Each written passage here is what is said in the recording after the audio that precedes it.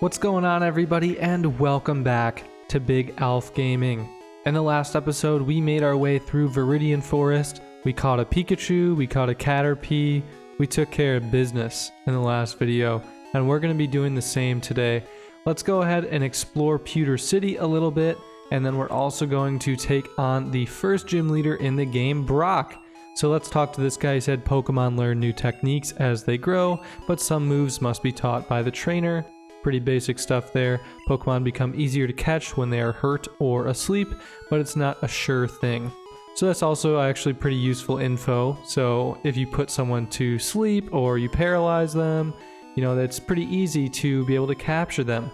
But it's not as good of a thing to do to poison them or something like that, because then they might accidentally get knocked out. This one says, "Psst, do you know what I'm doing?" That's right, it's hard work. Alright, I don't actually know what they're doing, so let's find out this time. Psst, do you know what I'm doing? Nope. I'm spraying Repel to keep Pokemon out of my garden. That's hilarious, bro. Why are you bothering to spray Repel? You know that the Pokemon aren't going to appear here, they only appear in tall grass. Silly guy. Alright, now we're going to head up here. Let's go ahead and talk to this person right here. Did you check out the museum? No, I did not. Really? You absolutely have to go. And he's gonna absolutely take us on up over there. He's just that insistent on what a exciting experience it is, I guess. So he says, it's right here. You have to pay to get in, but it's worth it. See you around. Buddy, I'm gonna tell you right now, I'm not paying to get in. I'm not gonna even bother. Unless I wanted to go in and, I don't know, maybe steal the Declaration of Independence, or I don't know, find some other Pokemon fossils, maybe then I would bother, then I would pay the $50 to go in, but till then, it's definitely not worth it. We're gonna head over to the Pokemon Mart now. Let's see what they've got for sale in here. He's got a Pokeball, some potions, escape ropes, antidotes, burn heal. Feels early for burn heal. Anyways, awakening, paralyze heal, and that is it. We don't need any of those items right now, plus we can hardly afford them anyways. And I think the last house over here it's got two people in it here. Nidoran, sit. It's not a dog, bro. Why are you telling Nidoran to sit? Our Pokemon's an outsider, so it's hard to handle. An outsider is a Pokemon that you get in a trade. It grows fast, but it may ignore an unskilled trainer in battle. If only we had some badges. Alright, so that's enough wandering around Pewter City like an absolute vagabond. We're going to go in and we are going to take on the gym leader Brock here. Now, there is a little bit more to do here later on. You can actually get an Aerodactyl up here next to the Pewter City museum, but you have to at least have cut in order to get the Aerodactyl, and it's also only a fossil. So it's not like you just get handed the Aerodactyl, you actually have to wait all the way until you make it to the 7th gym leader in order to revive the fossil. But yeah, Aerodactyl is a fantastic Pokemon, one of the best in the game, and he's even used by Lance, the best Elite Four member.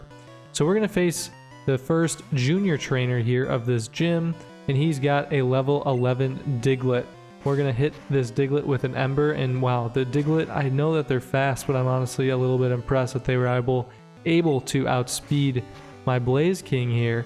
But he's hitting us with a couple scratches, and bro, what is Diglett even scratching us with? Like, he's got no arms or hands or claws or anything. Like, that's wacky.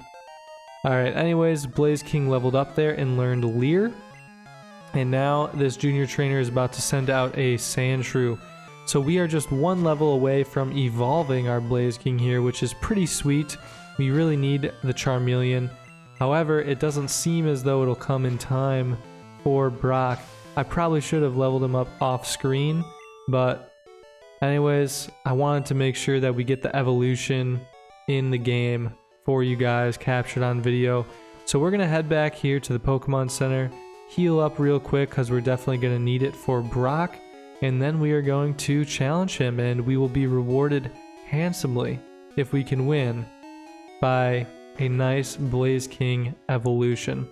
So we'll go ahead and heal up here, And I noticed that the Pokemon Center nurse, or whatever you want to call her, she says a funny little line at the end. She goes, "Thank you, your Pokemon are fighting fit." That's like definitely got to be unique to this generation because they definitely don't say that in the other games. I thought that was kind of funny.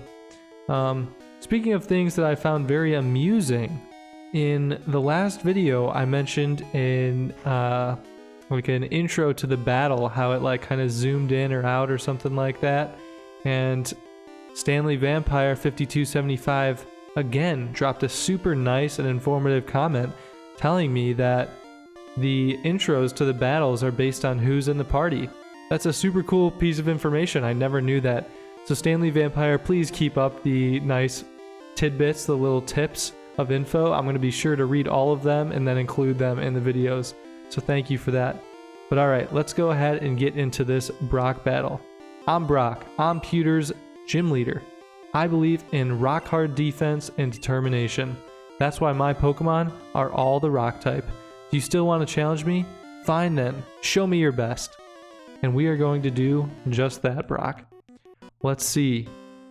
So he's got a nice looking sprite there. Honestly kind of looks like he's shirtless, which is pretty funny, but anyways, Brock wants to fight. Brock sent out a Geodude. Now he's got a level 12 Geodude and he also has a level 14 Onix. Now we are going to hit this Geodude with an Ember. It's our better attack here than Scratch because we get the same type attack bonus on Ember and we do not get that on Scratch. Geodude just uses Defense Curl, so that's not going to matter. It's only going to impact us if we were to have used Scratch, so that's pretty helpful. And we actually got a critical hit on our last Ember there, which was huge. That means that this one, oh, it didn't quite take it out. I really thought it would. He's going to use another Defense Curl now. I thought that Brock was going to use a potion, but evidently he did not, which means we were able to take out the Geodude. And there we go. We grew to level 16, which means that Charmeleon is upon us. Very close. Alright, we've got to defeat this Onix though. First, we need a win here. Blaze King, let's see what you've got. We're going to use Ember again. And now if I remember correctly, Onix uses Bide a lot. Well, he's going to use Tackle here first. Only going to do 5 damage, so that's okay. We should be able to take quite a few of those. It's going to use Tackle again, which I like. I don't want to see Bide in there.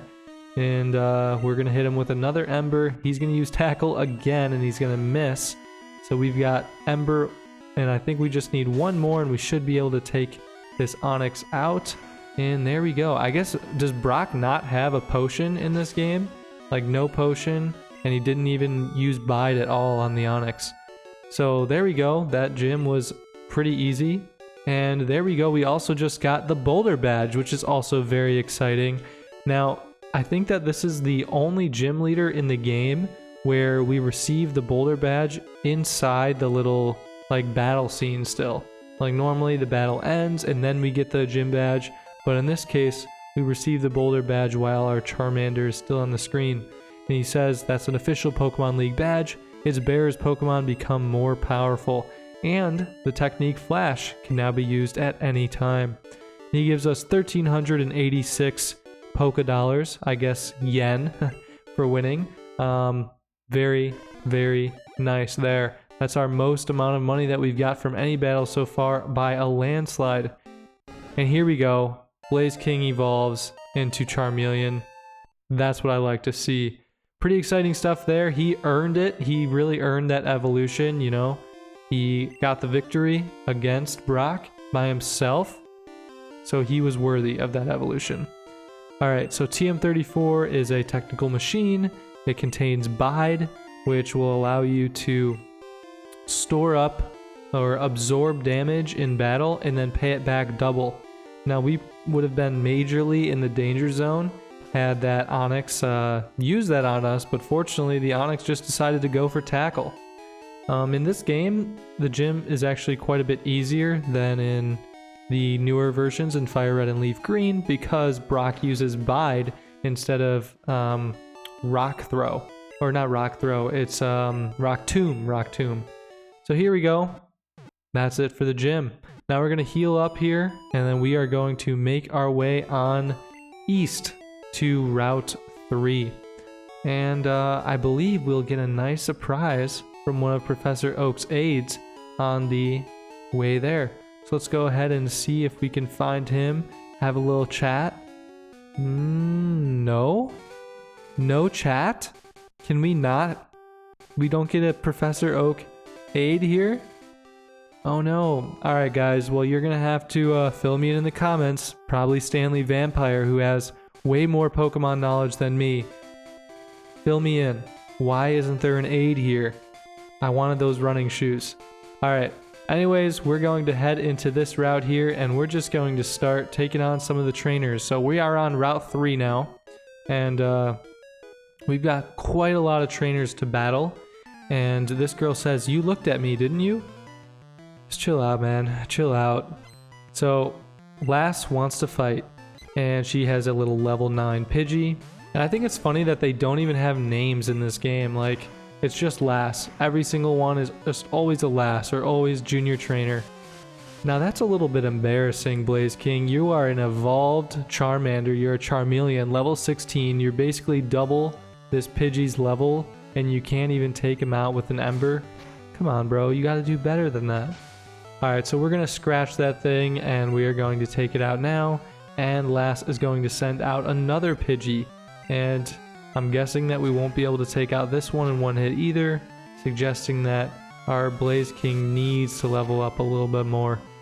Blaze King is going to take a Gust from that Pidgey, and now we're going to use a Scratch and take that thing out. And a critical hit, of course we didn't even need it. There we go, 105 experience and a nice little level up there to level 17. And we defeated Lass. And she just says, "You're mean." So first, like, we were annoying because we looked at you, and then we beat you in battle, and now we're mean. Just settle down, bro. Just settle down. Chill out. All will be okay. Alright, let's head up north here, and we're going to face this guy. I'm guessing it's a bug catcher. Hey, I met you in Viridian Forest. Bro, there's no way that you came from Viridian Forest. I bet you right now, if I went back into Viridian Forest, there would still be the same 3 trainers that I faced in there, and there's no way that you would get back there in time. Like, unless you've got an Abra who can teleport, there's no way you're getting back to Viridian Forest before me. Anyways, now this bug catcher is going to send out a Weedle, and man, a level 10 Weedle, bro. You couldn't have evolved it into a Beedrill? Come on, dude. You would have actually been a really solid opponent. Like, honestly, like, very close to worthy of a gym badge from Brock, and possibly even worthy if you had, I forgot what the first one was, but I think it was also a Weedle. So you could have had 2 Beedrills and a Butterfree, which honestly, like, it's possible that that team could have taken out Brock, but instead you just, I don't know, you just had 2 Weedles and a Butterfree, and a Caterpie, and your team was just terrible. Alright, let's go ahead and take on this guy now. Hi, I like shorts. They're comfy and easy to wear. This sounds like a Youngster, kind of a classic Youngster line, talking about his shorts that he loves so much. So he wants to fight, and he's got a Rattata, level 11 Rattata. And guys, I wonder what we're going to do here. Like, do you think we're going to use Ember? Of course. What else are we going to do? So, man, I can't believe that it's not a one-shot KO yet. We need to get Charmeleon up a few levels here so that he can take out everyone very efficiently. Yeah, now this guy's going to send out an Ekans here. So that's our first Ekans sighting of the game. Pretty exciting. We've basically only been facing Pidgey, Rattata, you know, and some bugs for the most part. But now we got a poison type in there, so that's pretty cool. Level 11 Ekans is going to go down to a couple Embers. And we defeated Youngster. And he just is in shock, downright slack-jawed. He doesn't believe it. He's spooked that we were able to win against him. Let's go ahead and face this person now. Is it another Youngster? Are you a trainer? Let's fight. Let's see what this character sprite is. And it's another bug catcher here. So I have a hard time differentiating between the sprites, like the overworld sprites in this game, just because all the trainers seem to look so similar. And maybe it's because there's like a very low color palette, like every trainer seems to be like green basically. But even still, I have a hard time differentiating between them. Hopefully as the game moves on, I'll be able to pick that up a little bit if it's even possible to do so. But yeah, this bug catcher's got a Kakuna here, level 9 Kakuna. We're gonna take him out with a couple embers, and we've got a Caterpie to face as well, so kind of the same ordeal there. Another ember or two, and yeah, we'll take care of this bug catcher. Now I realized in the last episode that we caught the Pikachu and then we didn't even go retrieve it and put it into our party, which was a huge blunder. That was a monstrous mistake. Like, I feel like we just have to have like the rarest Pokemon in our party at all times. Like, don't you guys think? Like the rarest Pokemon that we've caught to this point.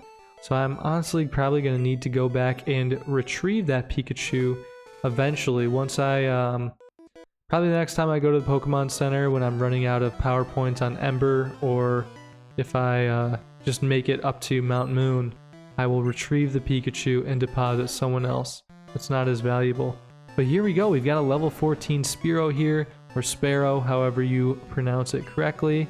And this is also tied now for the highest level we've faced to this point, level 14, tied with Brock's Onix. And we actually got a burn there on Spearow, which is pretty cool. I think that's the first time that we've burned an enemy with Ember now. I'm assuming that the burn is still constant with, like, it reduces your attack by 50% in Gen 1. I'm not positive on that, so feel free to correct me if that is wrong. But normally, burn halves your attack. So we are going to head back on over here and face the next trainer on the route. Well, I guess there is some differentiation in the sprites here, because I can obviously tell this one is going to be a lass. So I don't know what I was talking about earlier. Maybe it's just hard to differentiate between the youngsters and the bug catchers and the junior trainers or something like that. But this lass has a level 10 Rattata, so we're going to stick to our usual strategy and take this guy out. And we're actually going to take some damage here first because Rattata hits us with a quick attack, but we're going to use an Ember and we get a nice critical hit there and take it out. I'm not sure that the critical hit would have mattered because we have leveled up, and we probably could take out a level 10 Rattata in a single hit, but either way, we took it out. The Nidoran, though, we were not able to take out in one hit. Let's continue using Ember. I think that the Scratch has a chance of causing poison to myself because of Nidoran's poison point, or maybe I might just totally be like mistaken in all of the things that I'm saying, because in Gen 1 I'm not even sure that the Pokemon have abilities, so I don't know, I might just be feeding you guys wrong information just because I'm so used to the mechanics of Fire Red, Leaf Green, and that. But this guy is the final trainer, at least for the foreseeable future, because we can't see any more on screen here. And he's a bug catcher, and he's got a Caterpie, big surprise, a level 11 Caterpie. And so we're going to use an Ember here. And yeah, that'll take care of business, that'll do the trick. And we gain 124 experience, and now the bug catcher has a Metapod. Did not mean to switch out there, so we're going to go ahead and do the same thing as we have this whole route so far. Use an Ember, we got a critical hit, definitely wasn't needed, but we took care of the Metapod now and defeated bug catcher. And he says, "Done like dinner." I like that line, done like dinner. It's honestly making me a little bit hungry because I'm recording this before having dinner. I'm having some nice chicken tenders tonight, guys. I don't know what your favorite food is, but I get these nice chicken tenders. They're like from Purdue, like not the university, but it's like the brand is Purdue, and they're just absolutely scrumptious. So anyways, go ahead and give me a comment telling me what your favorite food is for dinner, or if you have like a favorite place to get chicken tenders from. Anyways, we're gonna go ahead and we're gonna run around in this grass for just a little bit. Just give it a couple little searches here. We can find Pidgey, Spearow, we can find lots of those in this grass.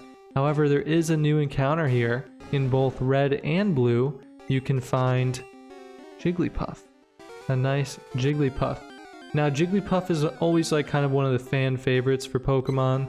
I've never been a huge fan of Jigglypuff just because I feel that it doesn't really like stand up to many Pokemon well. Like, I know it has a fantastic move pool, but it dies very quickly to people in battle. So I'm just not really a big fan of Jigglypuff, but I will admit that Jigglypuff and Wigglytuff have a very nice moveset. They can get moves like Thunderbolt, Ice Beam, Psychic, and I don't know, like Return. Like that's a really nice combo of moves there, but yeah. Anyways, we're gonna probably give it like maybe 2 more tries, maybe 3 more tries in this grass here, see if we can find a Jigglypuff. And if I'm not mistaken, I think that trainer right there who we haven't faced yet also has a Jigglypuff on her team, probably a level 14 Jigglypuff. So maybe I should go ahead and face her first for some magic infusion, maybe some Jigglypuff luck. So let's go ahead and take on this lass first, and we'll see if we can catch a Jigglypuff after that. So let's see, it's a level 14 Jigglypuff, and indeed it is. So I'm glad that they kept most of the trainers constant across, or at least the Pokemon that the trainers have across the generations. And I'm glad that that disable missed there, because that would have been a little bit annoying. But oh man, I cannot believe that the Jigglypuff didn't die from that second Ember, but we took it out with a scratch, and it even missed with a Sing there as well, or just said it didn't affect us. So we're now out of Embers though, which means that it's probably time to heal up a little bit. I think that there's probably still another trainer or two to face. It's possible. Will this guy battle us? Nope, he says, I better take a rest. Groan. That tunnel from Cerulean takes a lot out of you. Why does this guy say groan? Like, if you're gonna groan, like, just groan. Don't say the word groan, you know? Anyways, we're gonna find a level 8 Pidgey here. We're just gonna run away from this one, not really worth it. We're actually gonna head up to the Pokemon Center here, and we are going to heal up our Charmeleon, our Blaze King, to make sure that we restore those power points on Ember. But that was actually all the trainers for that route, believe it or not. We kind of took out everyone really efficiently, didn't waste any sort of time. But yeah, there's actually a way for you to get another Pokemon here. If you head over to this guy and you talk to him, he says, "Hello there, have I got a deal just for you? I'll let you have a swell Magikarp for just 500 Pokédollars. What do you say?" Well, you know what, I'm gonna say yes. We just accumulated a whole bunch of coinage from Brock and from all those trainers, so we're gonna go ahead and we're going to buy the Magikarp, and it was sent to box 1 on PC. Let's go over to the PC here, and we are going to access our PC, and we're not going to withdraw the Magikarp. So not to spoil it for you guys, but we're not going to be using the Magikarp on our team. We are actually just going to leave it right there in our box. But I will, however, withdraw this Pikachu just to keep it in our box for safe, or keep it in our party for safekeeping, just because it's so rare, so valuable. And wow, it's not even restored to health. That's funky. Normally in all the other games, when you deposit into the PC, they automatically get their health restored, but evidently our Pikachu still only had half of its health from when we caught it in the Viridian Forest. So there we go, we're fighting fit again, even though we don't need to be. And let's see if there's an item up here. I know there is in the newer games. Just gonna give it a little check. I might be missing one. Feel free to check around here if you guys are playing this game along with me, because I really thought that there was an item in one of those tiles, but I don't know, maybe they removed it in this game, or they, I guess, added it in Fire Red and Leaf Green. But let's head back on over here to this grass, and we're just going to search for a Jigglypuff here, see how many encounters it takes to find one. I'm hoping that we can do it in less than like 5 or 10. If I had to guess, I would say that Jigglypuff's encounter rate is probably 10%. Not positive on that, I just know that they're pretty rare. But yeah, we're going to take out that Pidgey there. Got a critical hit, definitely didn't need it. But we're going to go ahead and keep searching around in this grass here. Let's read this sign, see if this says anything. Route 3, Mount Moon ahead. So yeah, we basically, like, we're already done with all of Route 3. There's nothing else to it. Just this Jigglypuff is the only thing we're missing. Our last Pokedex entry we need to complete here before entering the second dungeon of the game, Mount Moon. And I guess I can give you guys a little bit of an overview of Mount Moon while we're waiting for this Jigglypuff to pop out for us. So Mount Moon is actually pretty sizable dungeon, at least for this early in the game. It does have a few new Pokemon in it as well. You can catch a Geodude, a Zubat, oh my god, a Zubat. A Zubat. Oh, there we go. We've got a Jigglypuff here. That was only like 3 encounters, I think. So there we go. Pretty exciting stuff, and we're making really nice progress finding all of the Pokemon that we need to in the videos. So we're going to go ahead and we're going to switch out to Pidgey here. And Pidgey is going to get put to sleep by this Jigglypuff, which is pretty annoying. So we're just going to see how long we have to stay asleep for. Jigglypuff's, oh, there we go. It was only one time, but we get put right back to sleep. That's annoying. I just noticed that the Gen 1 mechanics here are that when you wake up, you don't get to attack. Your opponent has to attack first. And it almost happened a 3rd time there because Jigglypuff used Sing again, but fortunately we avoided it. And at least the Gust was a critical hit there because we're put back to sleep, but I'm not going to worry about it this time. We are going to toss the Pokeball and we are going to try and catch this Jigglypuff. And I probably need to go buy some more Pokeballs because we only have 2 left now. Fortunately, it didn't matter there. We were able to catch that Jigglypuff, but I definitely need to buy some more before we enter Mount Moon. So yeah, Jigglypuff is only like 1'8" and 12 pounds, so pretty small Pokemon, but of course, always a fan favorite. Now, as I was saying before I had my exciting Jigglypuff encounter, in Mount Moon, you are able to find, Zubat, Geodude, Paris, and Clefairy. Now, I will give you guys a little hint here. I am going to be adding one of the Pokemon to my team that is available to catch in Mount Moon. So, if you want to, I don't know, if you want to take a guess or, I don't know, offer nickname suggestions for each one of those 4 Pokemon, if I were to catch one of them, feel free to do so. But I will be catching one of them in the next video. So let's go ahead and deposit the Spearow here. We don't need a Spearow and a Pidgey in our party. And I guess I'll probably just withdraw this Jigglypuff just because it's a little bit rarer, a little bit more exciting to keep in our party, even though we're not using it. But yeah, let's heal up one more time just because the Jigglypuff is a little bit weak, a little bit dilapidated after we did a number on it from the last battle. But yeah, the Pokemon are fighting fit and we are good to go, which means that we are ready to enter Mount Moon, guys. But I think that will do it for this video. We explored Pewter City, we defeated Brock, we made our way through Route 3, and we even caught a Jigglypuff. So thank you so very much for watching, and I'll see you all next time.